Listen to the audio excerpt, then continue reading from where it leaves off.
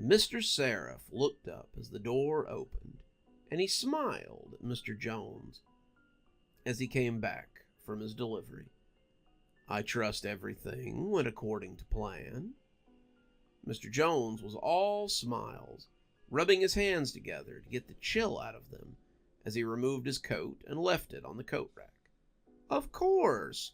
I dropped off both books with their prospective buyers and received payment confirmations from both Mrs. Winona Carleton and Mr. David Claus." Mr. Sereph nodded, content that the errand had been performed to his standards.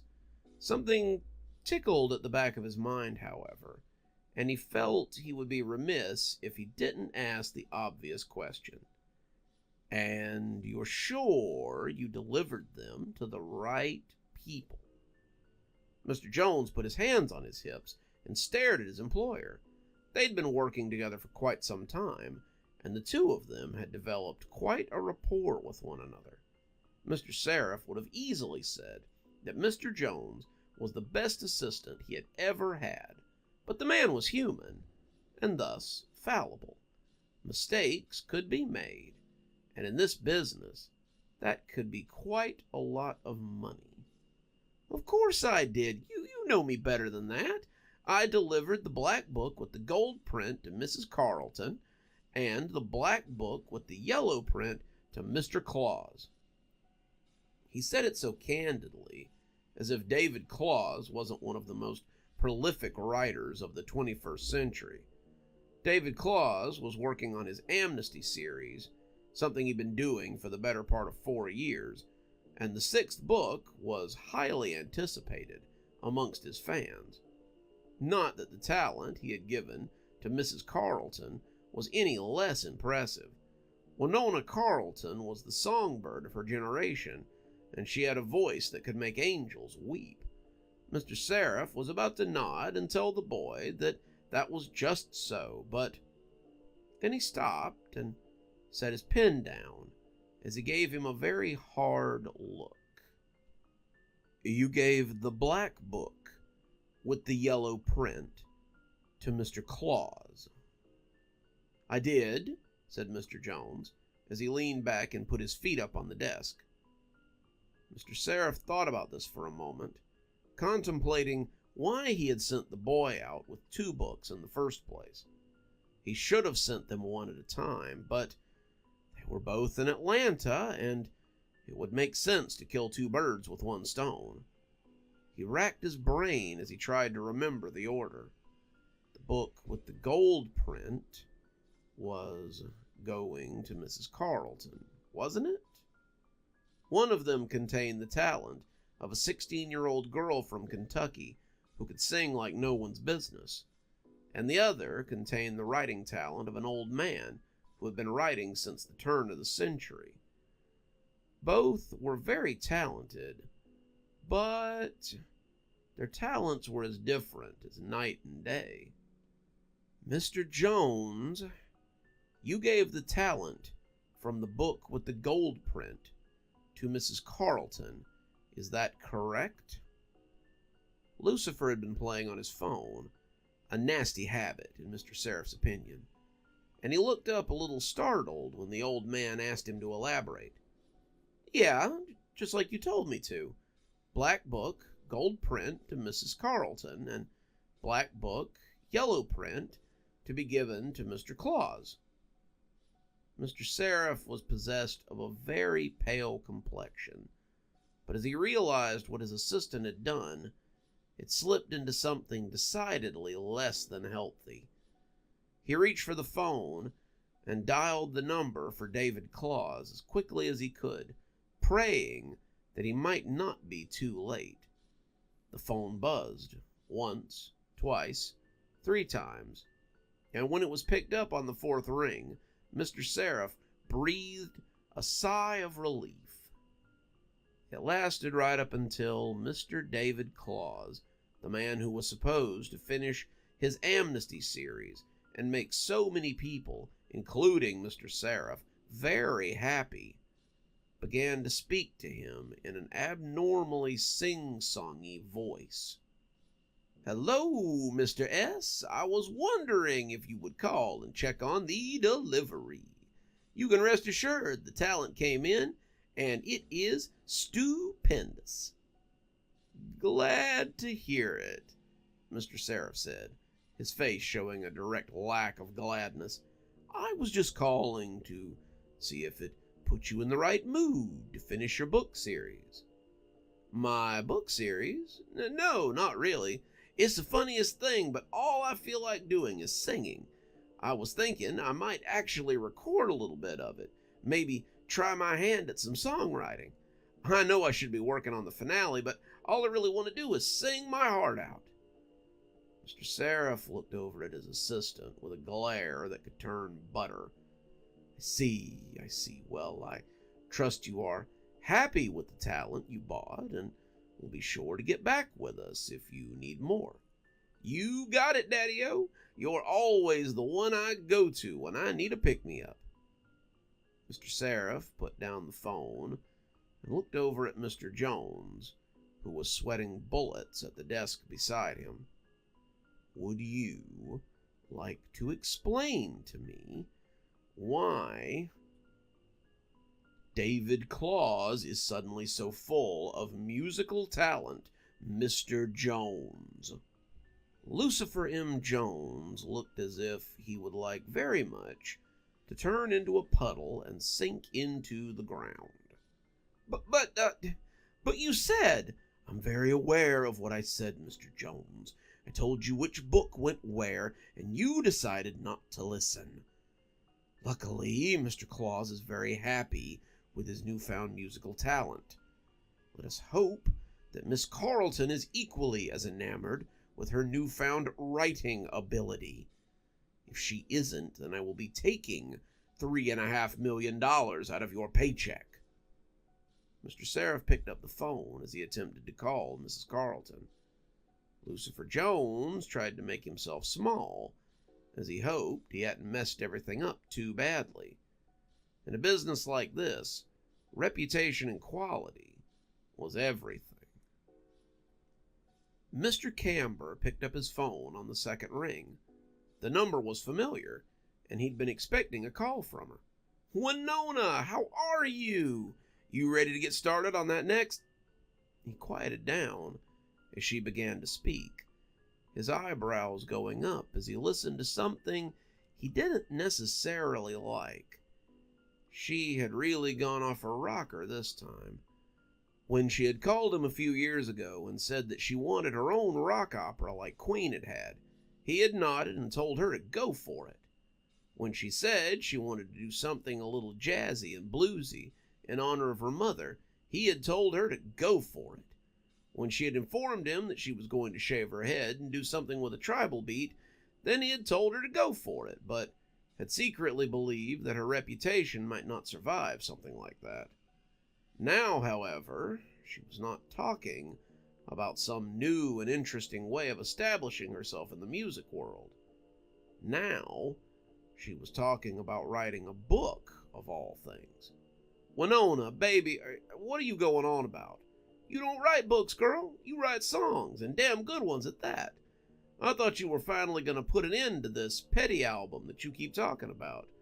You had shown me some ideas for the last song, and I thought they were getting ready to... He shut up as she started talking again, and boy, was she talking fast.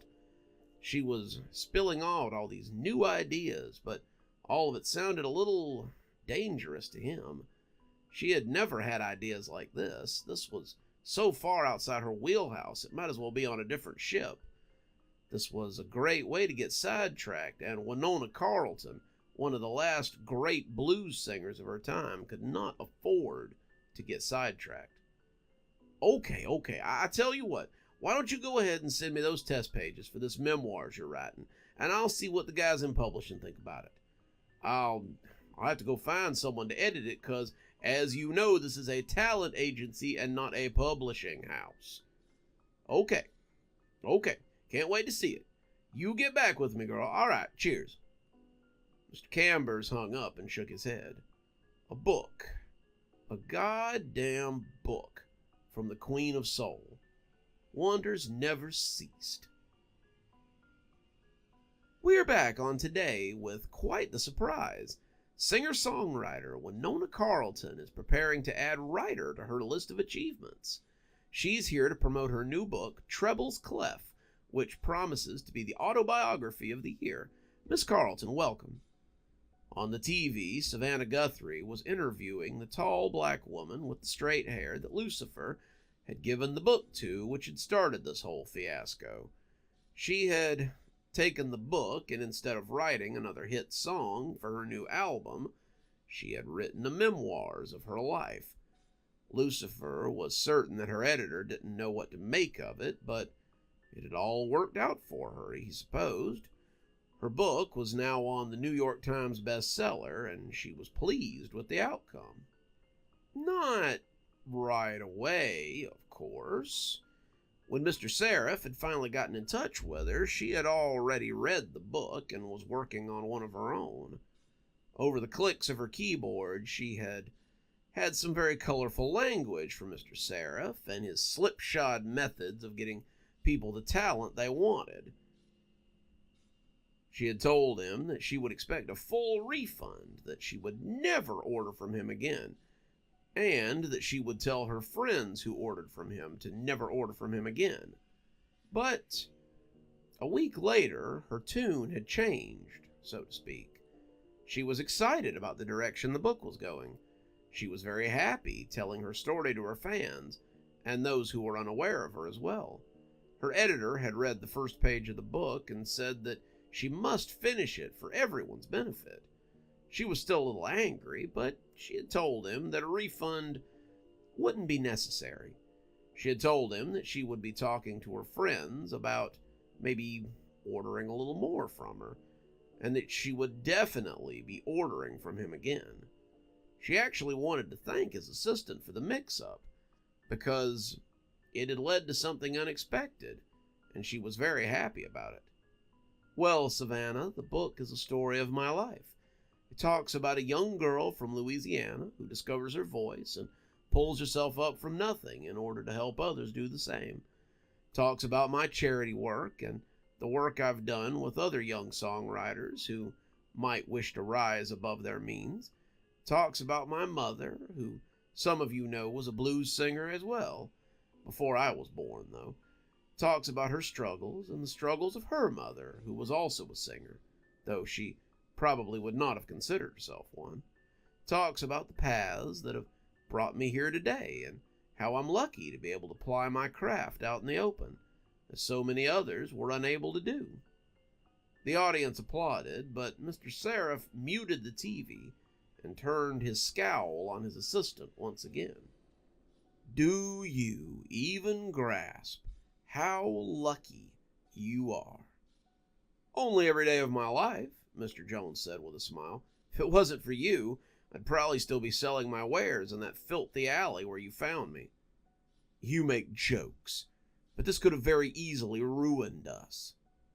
Mr. Jones rolled his eyes at the older man. Boss, you have enough talent in the back room to create and bankrupt several small countries. I doubt that either of the amounts you received from those two would have been more than an inconvenience if they had needed to go back. Mr. Sereph ground his teeth, and it sounded like gravel rolling around at the bottom of a well. It isn't about the money. Reputation is everything in this business. Without reputation, we can kiss our comfortable living situation goodbye. I trust you like wearing suits and eating a steak dinner every now and again.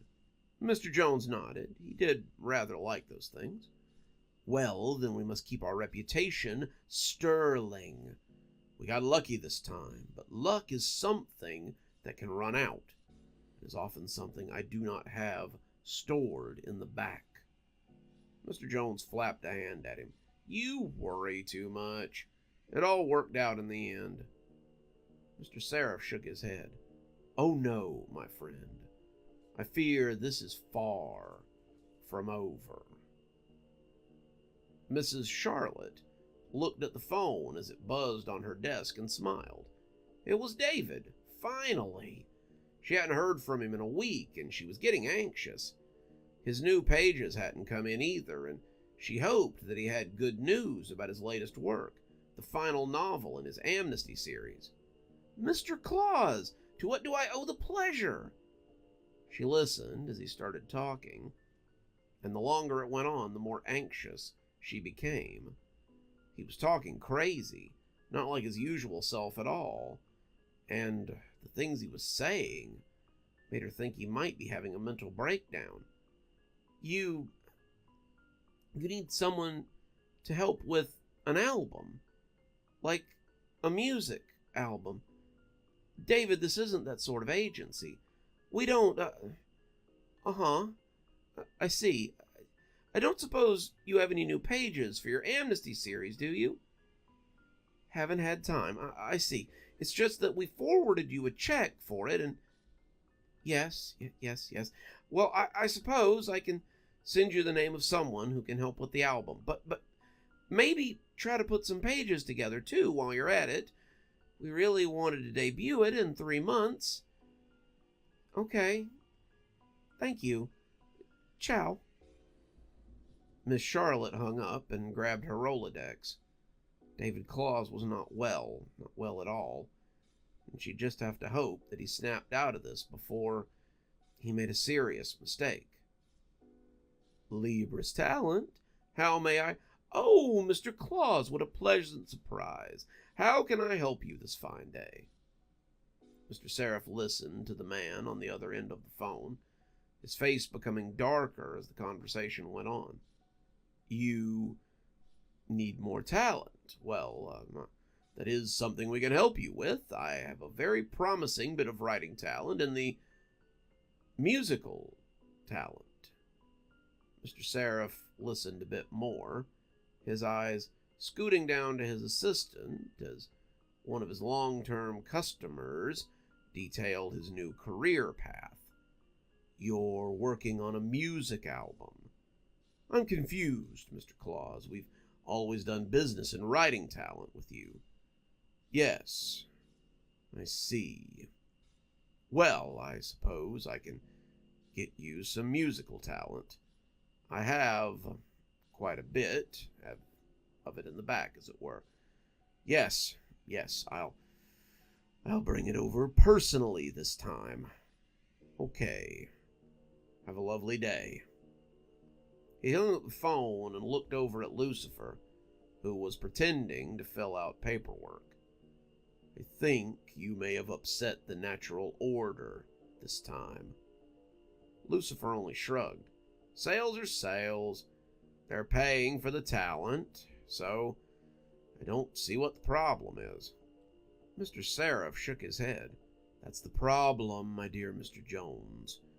We're here to make money and to promote a certain amount of chaos, but the natural order must also be maintained. You have upset that, and there may very well be consequences. Mr. Jones went back to his paperwork. Whatever you say, boss.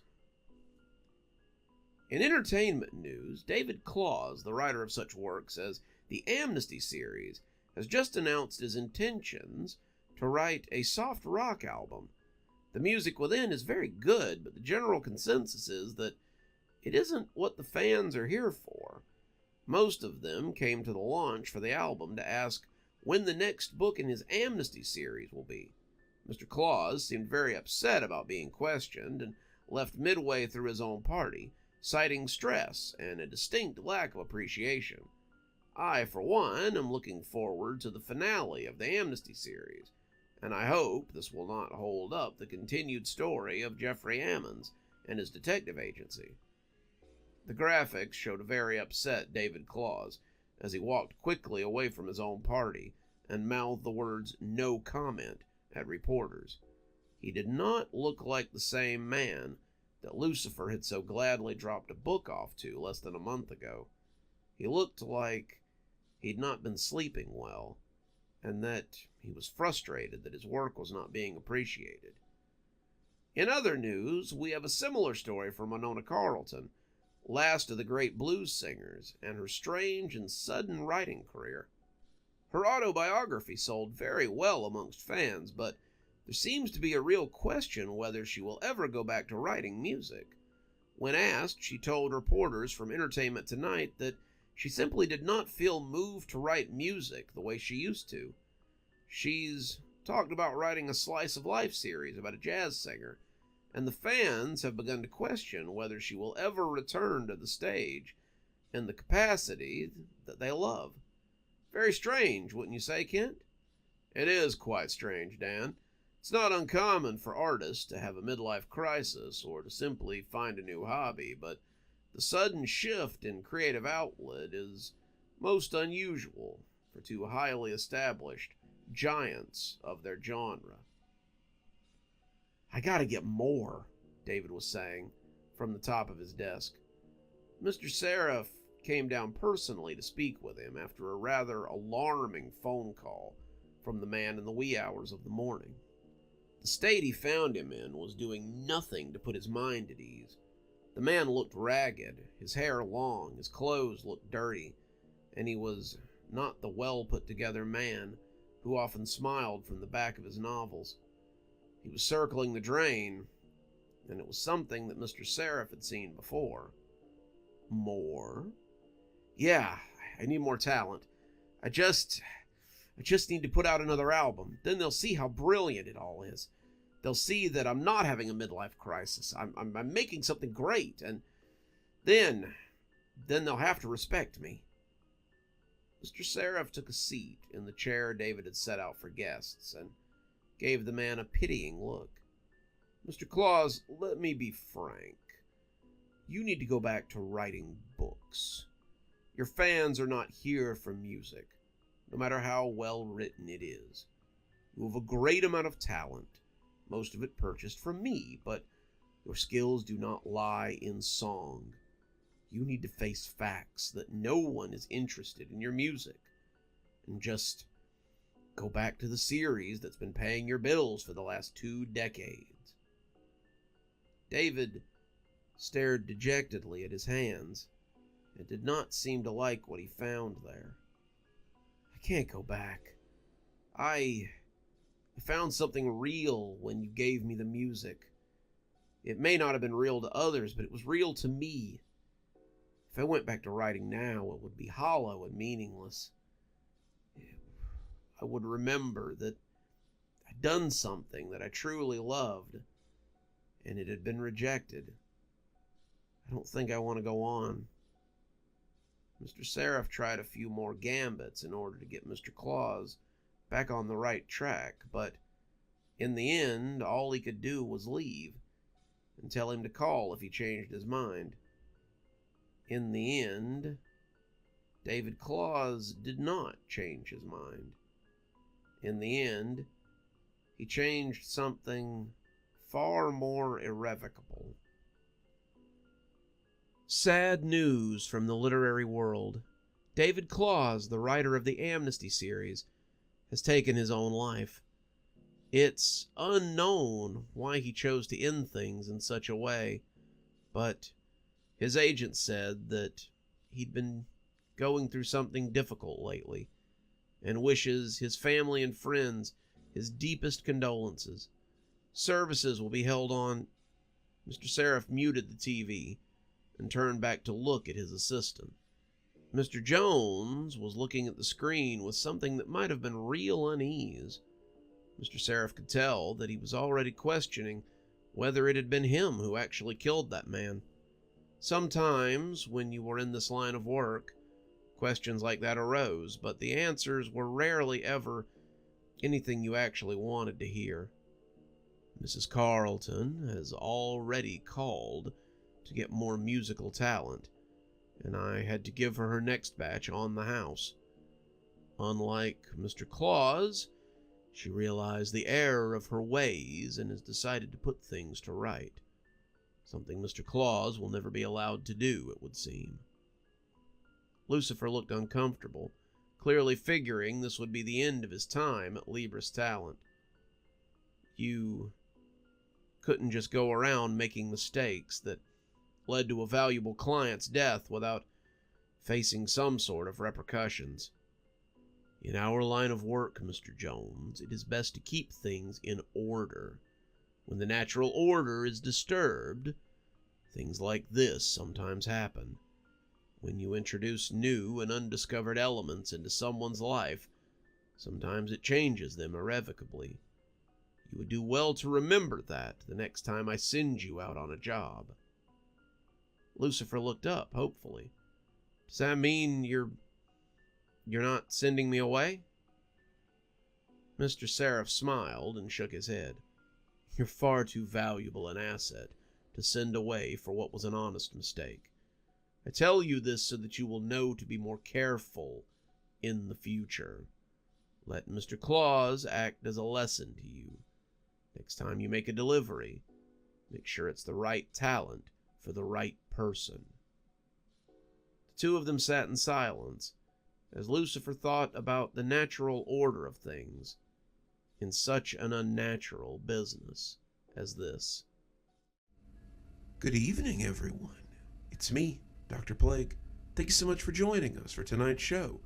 If you think you might like a little more spooky in your life, then please feel free to click on one of the videos we have up here. Maybe look at one of the playlists if you're trying to get caught up. I know, there's so many videos on the channel, so many series that are going at the same time. Sometimes you just need a little refresher course, and I gotta say, I always enjoy the views. If you're not subscribed, feel free to hit that subscribe button, maybe hit the bell so you don't miss anything. We upload a lot on this channel, so you won't want to miss a single story as they come out. If you'd like to support the channel, you can click on the Amazon link down there. There's quite a few books in my Amazon account. You can have a look, and if you'd like a signed copy, get up with me through email, and I'll be happy to work something out with you. Also, there's links to my Patreon, and you can become a member on the channel if you'd like your spooky a little bit early. Patrons and members on the $5 tier get their videos 12 hours early. That's in the morning as opposed to in the evening. Patrons at the $10 level also get a signed copy of my book anytime I write one. Speaking of my patrons, you should see them appearing right now. Just wanted to take a minute to say how much I appreciate all of you. Patrons, subscribers, however you give to the channel. I really appreciate everything you do, and it truly touches me that you have chosen to support the channel in this way. Well, that's enough for now. Till next time, Dr. Plague, signing off. Have a wonderful evening.